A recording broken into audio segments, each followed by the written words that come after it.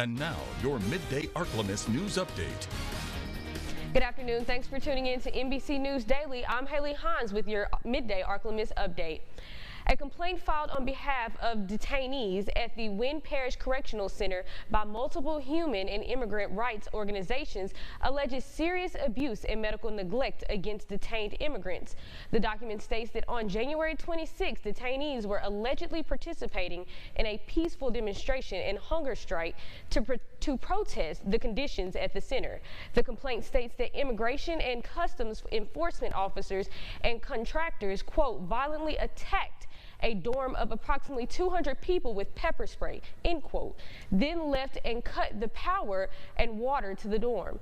The complaint alleges that the individuals, most of whom are Russian and Central Asian, were left in the dorm for 3 hours without access to medical care. The organizations that filed the complaint are asking for a federal investigation into the incident. We have reached out to the groups that filed the complaint and to the Wynn Correctional Center for comment, and we were waiting to hear back. If you would like to read the complaint, visit us at myarklamiss.com. Out of the Louisiana Capitol, there is a renewed push by legislators to get free menstrual products in schools. It is in an effort that has come close to passing in recent years, but there is always a hang-up on the cost. This year, there is hope for change. Capitol reporter Shannon Hecht brings us the details of the debate. Representative Amy Freeman has brought this bill for 3 years in a row, and it often has a lot of support, but it gets stuck in the process right before the finish line.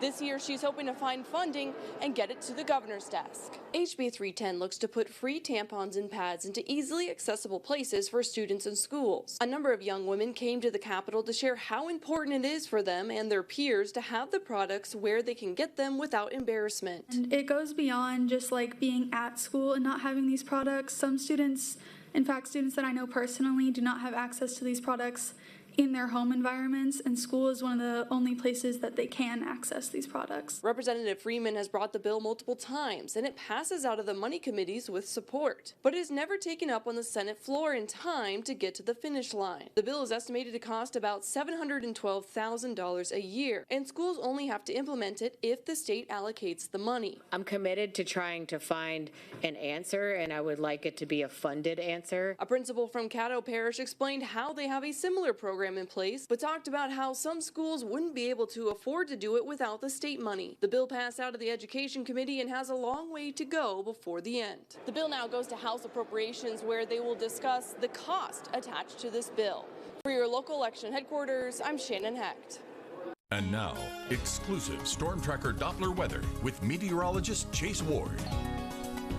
We will continue to warm into the mid-70s for this afternoon, and we'll continue with the sunshine. It's going to be an overall pleasant afternoon. Winds will stay a bit breezy out of the northwest. However, as we go into this evening and overnight, the winds will start to calm down some. Temperatures, however, will still cool to the mid and possibly even lower 40s across South Arkansas as we continue with these clear conditions. Now, as we go into tomorrow, the winds will still be a bit variant. They'll kind of start becoming a bit more suddenly as we get closer towards this weekend. A few high cirrus clouds will kind of taper in tomorrow, and we'll see a bit more scattered activity as we close out the week and start going into parts of this weekend. Expecting a low of about 45 degrees for tonight. It's still going to be chilly, so you're still going to want the jacket if you're going to be out and about. And for tomorrow, we will start off on the chillier side. However, just like this morning, we're going to be in the mid-70s still, and possibly even upper 70s, and we're just going to keep getting warmer as we get through the weekend. And even into next week, we'll start off still upper 70s, pushing near 80, but we will see an unsettled pattern that will start on Sunday, which will last throughout the much of next week, and we could even see a few strong thunderstorms on Tuesday, and of course all the rain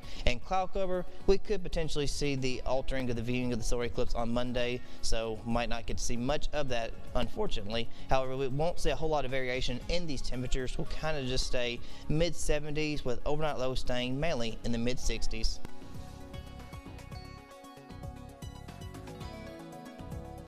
That's it for your midday update. Be sure to tune in to the solar eclipse that is happening next week. NBC News Daily continues.